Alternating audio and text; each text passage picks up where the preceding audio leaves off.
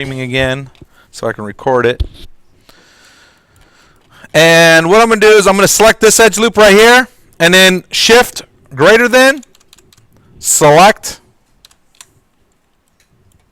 that and delete it. This one I'm actually going to extrude. Take that.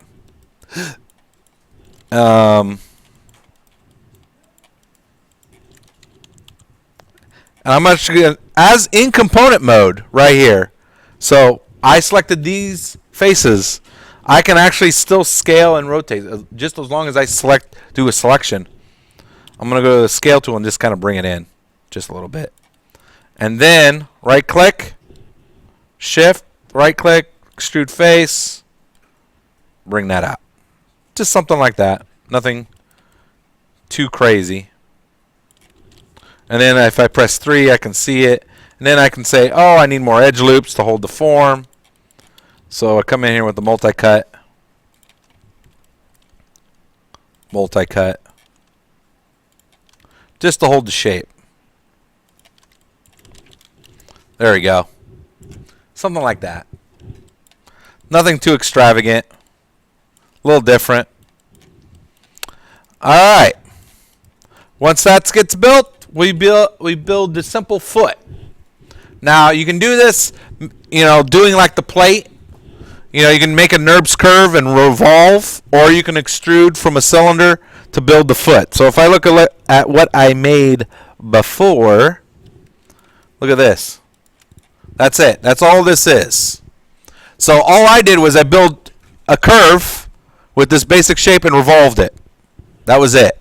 Or you can take a simple cylinder polygon primitive and just go in there and shape this out. So let's just see if I come in here, create polygon primitives, a cylinder, drag that out. There we go. I'll go to subdivision caps and just add a couple right in here. And I can just kind of just start tweaking that. Right?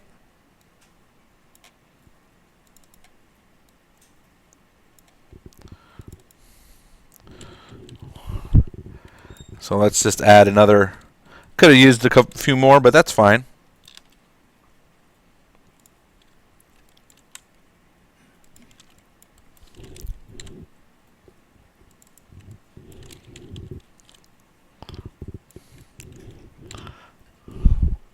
Like that.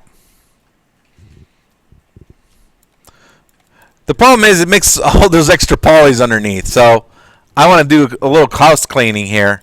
I'm going to select this edge loop, shift, watch this, shift, right click, delete edge, and that will get rid of all of them. So don't think that you can select an edge and delete. Oh, what? Because if you go in there, this is the biggest misconception that everybody makes. Everybody makes this mistake. I'm going to make sure everybody understands this. This is a big problem. If you select an edge loop and you hit delete, looks like it's gone. It's not. Look. Look what's happening.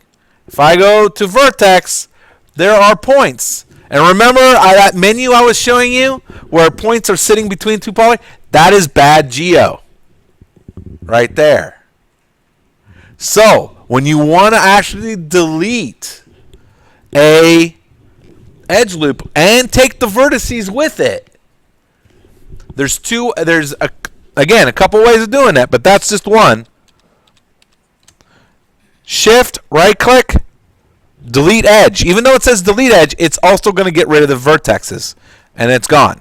Another one is control delete. We'll do that same thing. Control delete, not delete by itself if you want to get rid of edge loops. Again, somewhere it's up in here somewhere too. Right? Or did they get rid of that? There it is. Right there. So there it is. It's setting in the edge menu under Edit Mesh. It's the same tool.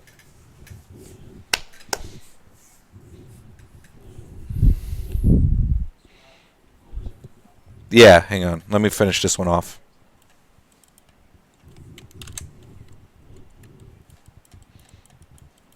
There you go. So I'm just coming in here and this shaping this out to what I want that to be. And then you press 3. Oh yeah, look at that. I definitely have to add some edge loops here to hold that corner more. There we go. Looking pretty good. I can get rid of these faces in the middle too. So I pressed Q so the manipulator doesn't get in my way. So I like pressing Q sometimes.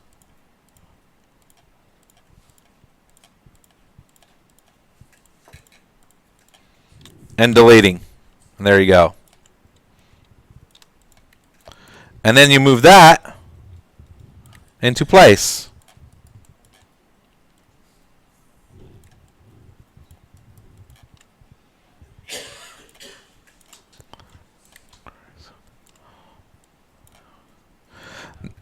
Once you've got that in place, it's just a little bit of cleanup. Duplicate the legs over and you're done. So did everybody see how I built that? Yeah?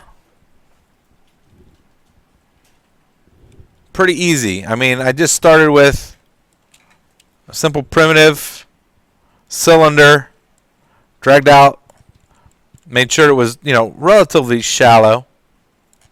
And then here's the trick with this one. Go to subdivision caps. Click on that and increase the number, and then you get enough to play with. That's the trick with it. Or you can just keep extruding in or add edge loops. It's the same thing. Or, you can come in here.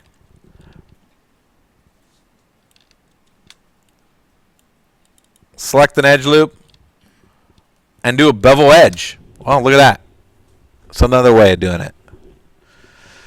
Lots of ways to skin a cat.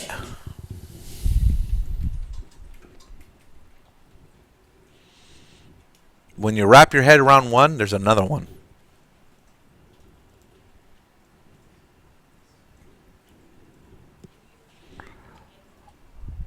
What I do is I just kind of move it. Let me delete this guy. I'll take this guy. I'm going to do a center pivot.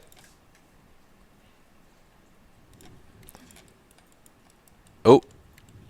Let's just go to faces here. And then move that down. So I just kind of ballpark it. I just kind of line that up. So now, it's time to duplicate this. Oh, I could add more detail here. I could come over here. Select a few faces here. Shift greater than. And just do another extrude. Just for the heck of it. With an extra little subdivision there. There you go.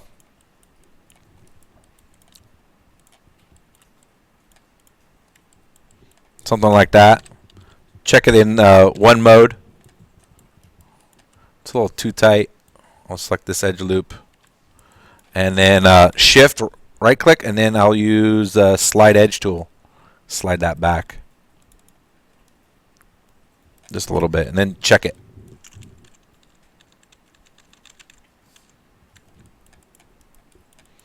Alright, now it's cleanup. So make sure you select all the components for the leg and delete by type history. So you're getting all that extra junk. Now, once you've done that, all you got to do is select the curves that you've made because you deleted the history. Delete them. You don't need them anymore.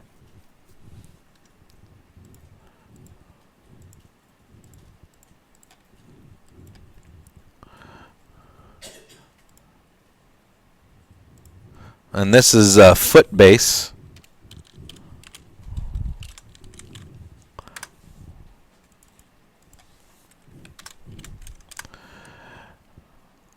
I'm going to take all those.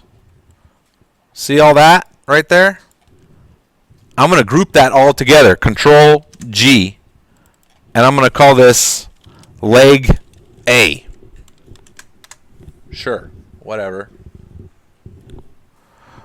Make sure your center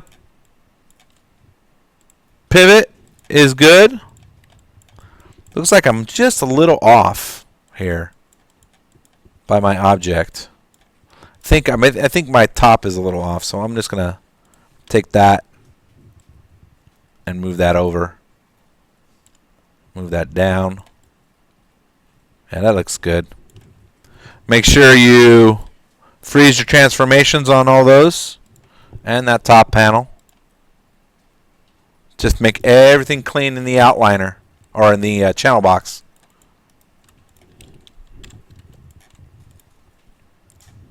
All right.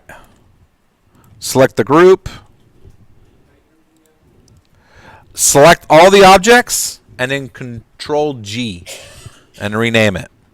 Once you've done this, now it's time to duplicate it, right? So what I'm going to do is select the leg, hit Control. Well, actually, before I do that, make sure everything is named properly. Because if you don't have anything named before you start duplicating, you're just going to give yourself more work. So maybe this is, let's say this is leg surface or whatever you want to call it. And then this is, what would we call this?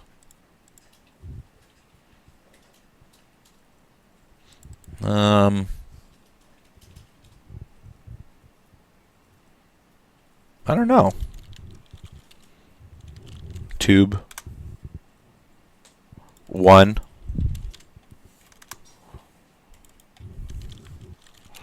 Couldn't come up with a better name. But at least everything's named.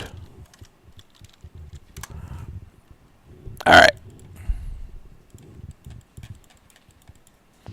And then I'm going to hit Control D to duplicate it.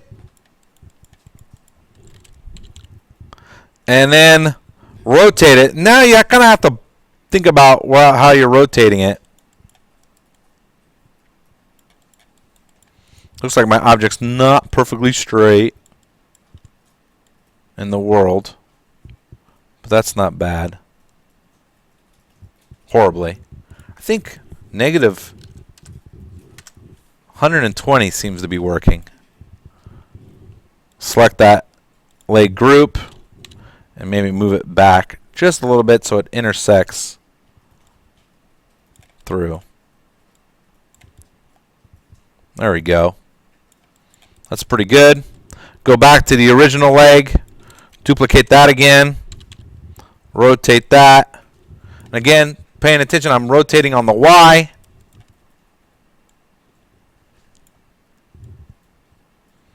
And let's see, about 120 seems to be a good round number. And just make sure it intersects through.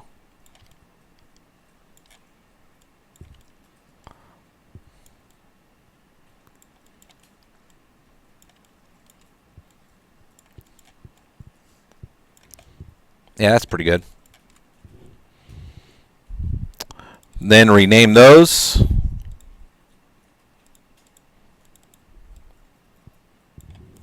So I'll call this leg B. And leg C. And then select all those groups and then do another freeze transformations. So there's the brace. So if I want this brace to come along with this main solar panel, wherever that is, because if I take this group and rotate it, it's only moving this top 3 panels, not this brace, because I want this to be the pivot point down here. So what I'm going to do is I'm going to take this brace right here, left mouse click, hold, and drag it into the group that I've already made. And now when I select the group, the whole thing rotates.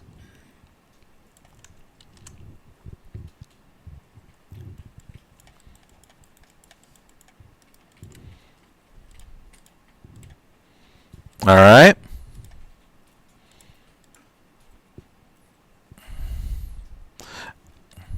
And then I'll select this whole group here, and I'll hit Control G again, and I'll call this leg group.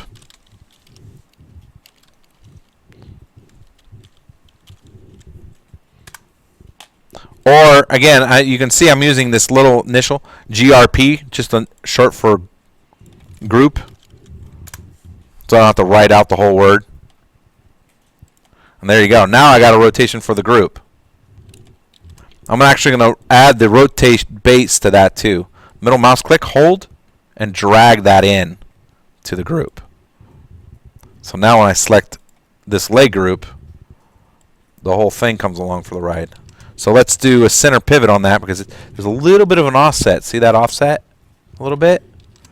What I want to do is I want to do a center pivot on that. Ooh. Oh, it doesn't want to play nice, does it? Nope. All right, so I'm going to change the pivot point for this group. So I'm going to land it right in the middle of this object. So if I press the D key down and the V key allows me to snap to any vertex. So I'm taking the pivot point and snapping it to a vertex right in the middle. And now when I let go, the whole thing moves. So another way of doing this is to come up to the top, and there's snapping modes here at the top. Snap to points. So it's the same as pressing the V key. Click on that, and then press D, and then snap it. And now that whole group rotates.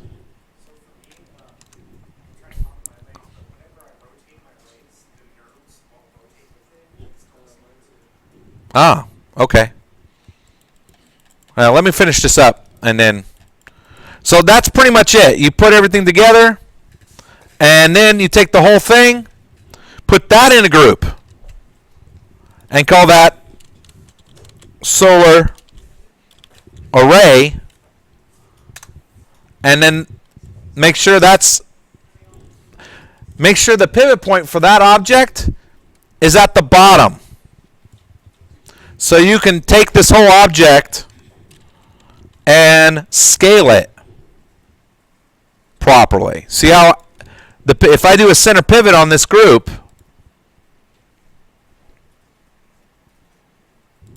it goes to the middle, and this scale doesn't scale on the ground. So what you want to do is hold the X key and the D key and the X key and snap that to a point on the ground.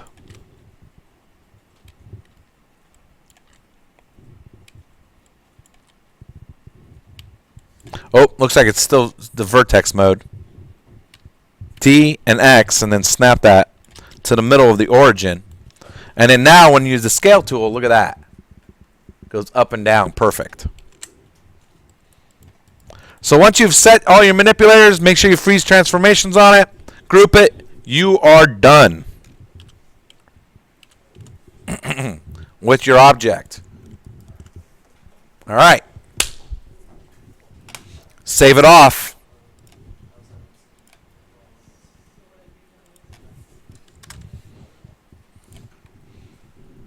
And